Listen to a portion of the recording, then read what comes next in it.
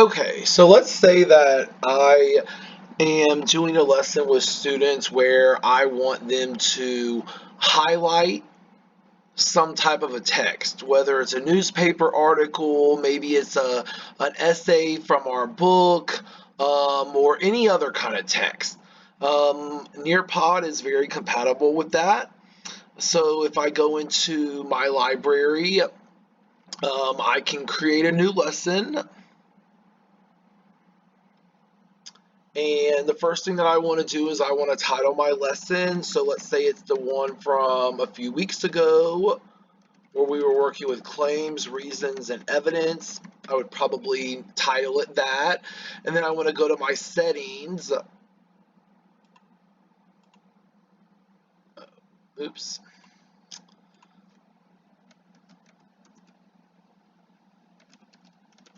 Claims, reasons, and evidence.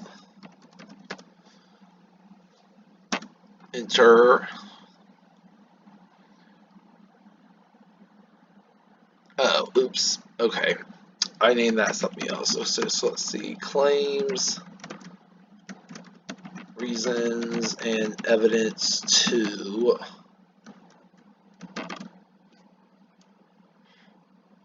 Fine.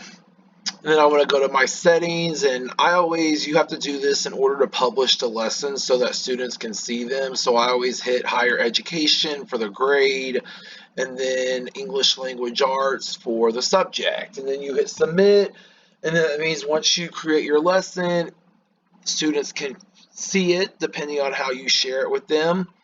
Okay, so let's say I want to do the insert a text for students to highlight.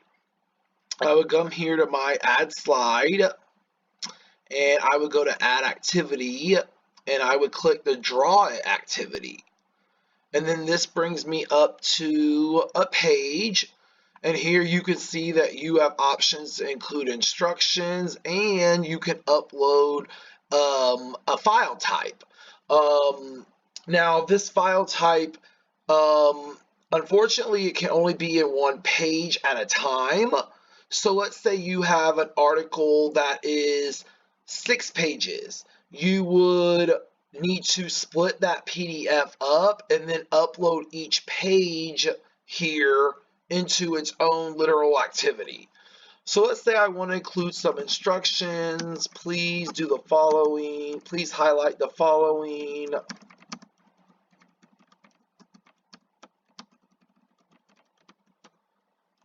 Okay, 1,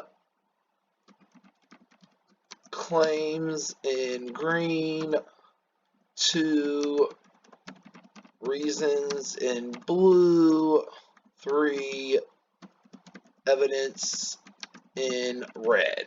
Perfect. And then I can upload the page that I want them to do that on. So here I would hit the upload button, and I would go to wherever you have the file saved at. So here you can see that under my downloads button, I actually have a folder with this article in it, the Harari Why Fiction Trumps Truth. And if I click on my folder, I can see that here's all the pages of that article. So that newspaper article was 6 pages long. I split that PDF into individual pages. So I'm going to select page 1, open.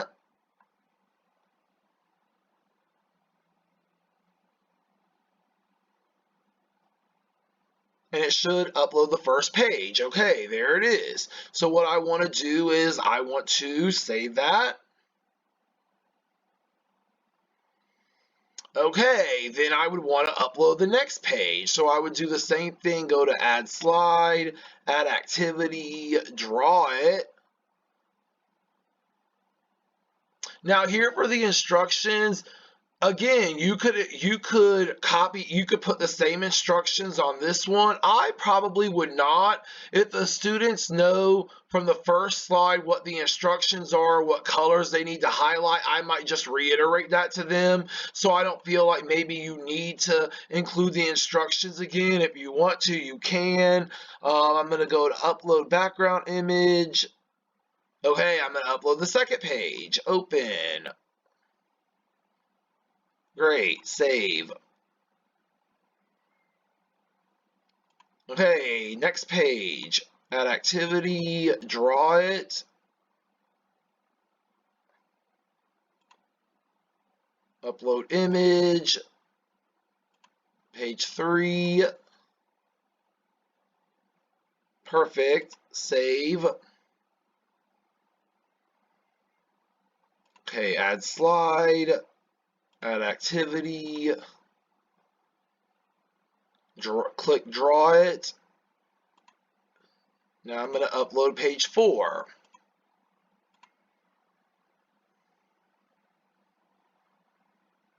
Perfect. Then hit save. Then I'm going to do this for the same process for the last 2 pages.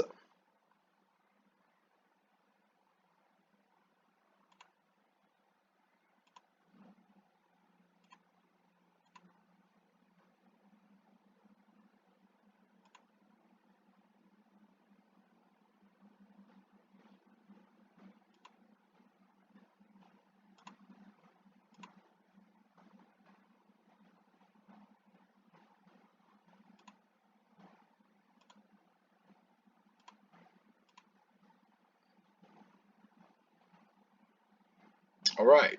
So there's the whole article uploaded.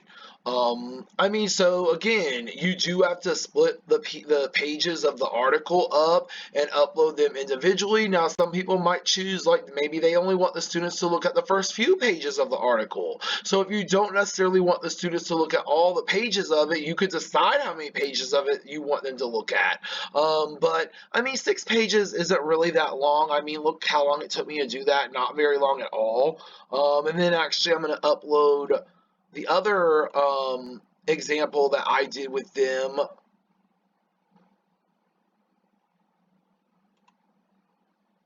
So I'm going to go to my upload, and then I'm going to go to my downloads, and I actually had another example. I actually wrote a paragraph, which is not a newspaper article, but here I did my own paragraph, something much shorter, but is also an example. So I would say that.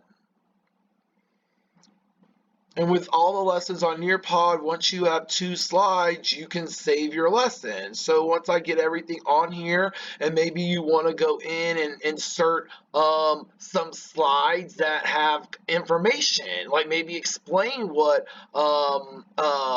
a claim is, or what reasons are, what evidence is, or maybe upload a PDF that has examples of those. So there's other things that you could do here. So I could add another slide if I want to add content. I can add a slide with like an actual PowerPoint slide with some information. I could add a PDF here. Now this is a PDF document, so maybe you have examples. Maybe you want to link them to a video on YouTube that talks about claims and evidence and reasons, whatever. The add web content button here also does that. So all you have to do is put in a URL here if you want to direct them to web content. So there's lots of different options for other things that can be included into the lesson. But let's say this is literally all you want to have on this lesson. Once I get everything on here, I can hit save.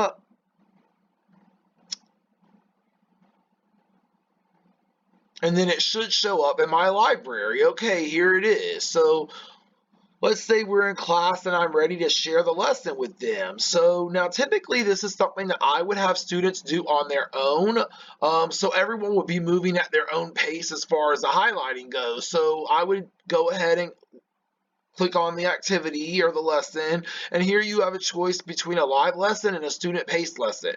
So a live lesson means that you're the one literally moving each slide along, and the students see that on their screen.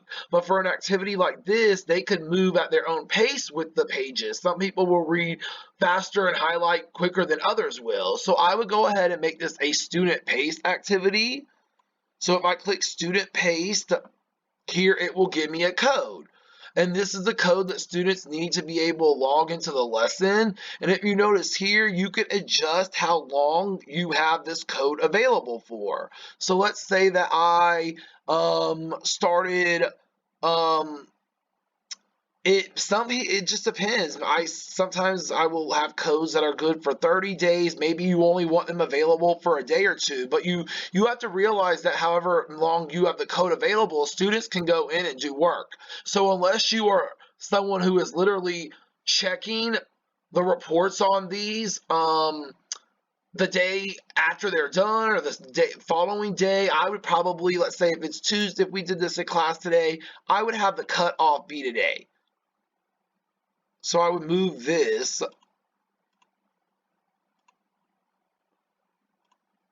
like that, or you could cut it down to that. And then it shows you it's valid Tuesday, June 18th until Thursday, July 18th. Well, we changed that to June 19th. So that means it's a day. It's good for a day. So then I would hit apply. And it shows you, okay, valid Tuesday, June 18th until Wednesday, June 19th. So that's the amount of time that they have to go in and complete the activity. So here it says 23 hours remaining. And you can look at these also in student mode as well. So now that I have a code, this is what I distribute to the students in the class. So now I know I personally will link these lessons to my Blackboard so that students don't really need the code. But let's say everyone's different. Some people use Blackboard much more than others. I don't know how involved you are with the Blackboard and putting content up on Blackboard, but you can do that with these buttons here. If I want to link this to a Blackboard tab, I could do that. You can embed it into Blackboard if you want. But let's say you just want to give the students the code and have them work on it. Okay, so here's our code, ZETOH. So if I was a student, I would tell my students to go to nearpod.com.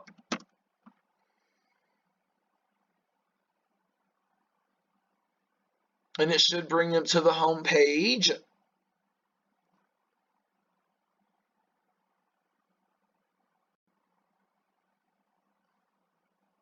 And then here at the top where it says next to students, it says enter code. So that's where I would want to enter my code, ZETOH, ZETOH.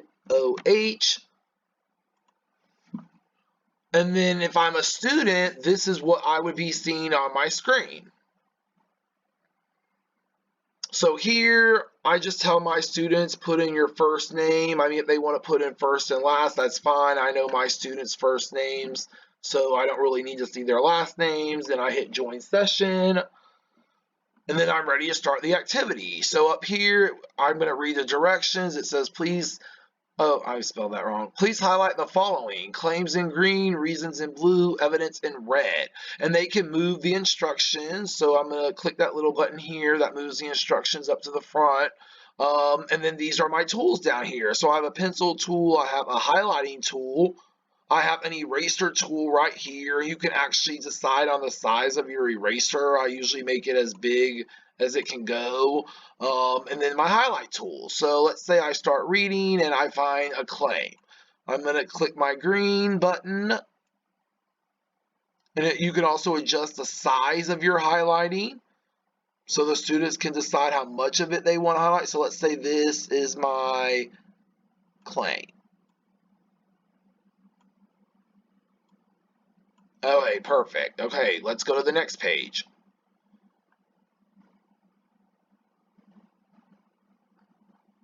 Okay, let's say I start reading, I find a reason.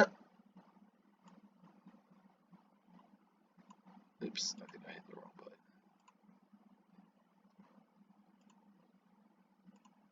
And they have two different blues. I would probably pick the darker blue. So let's say I find a reason here.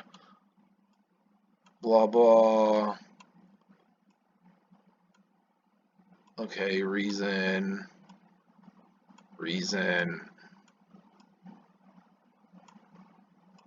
Okay, let's say I find some evidence on this page. I'm going to hit red.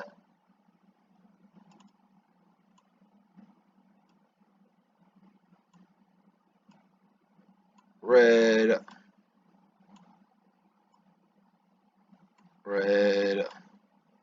Whatever. next page. Okay, let's say I have a claim on here.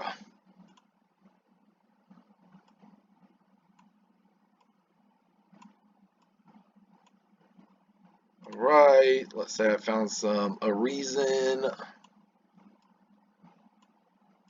You can see here, you can't be, I mean, it moves pretty easily. So, okay, let's say I have evidence.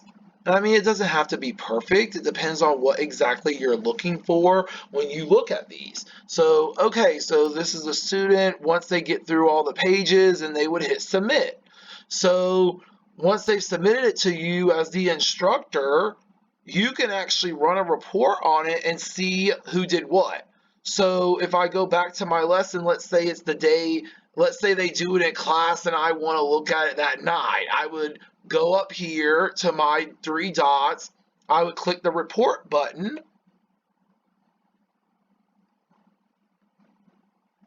and it would show me here my lesson. So I would click on it and it would show me it says students. Okay, that means one student logged in and did whatever.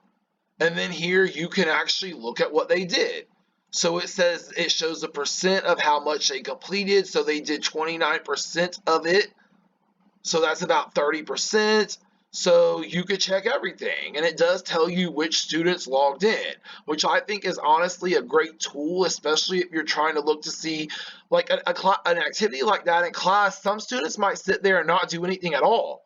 So something like this actually holds them accountable, and I let my students know I will go in and run a report on the lesson to see what you actually did on it.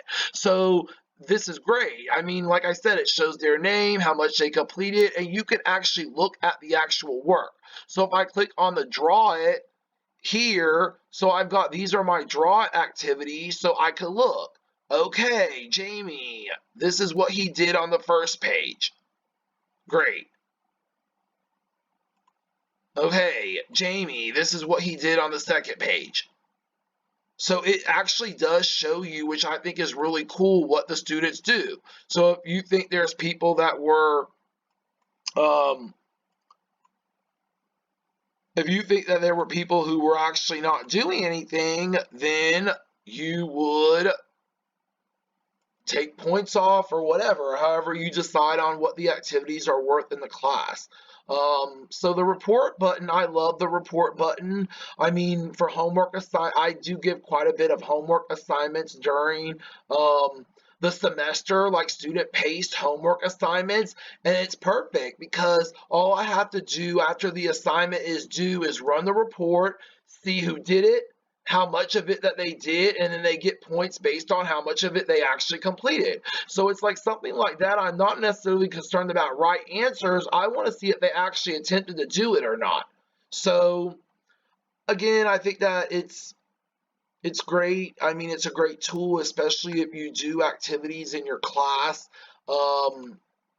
that involve highlighting or anything involving text where you want students to like look at specific portions of it. I mean,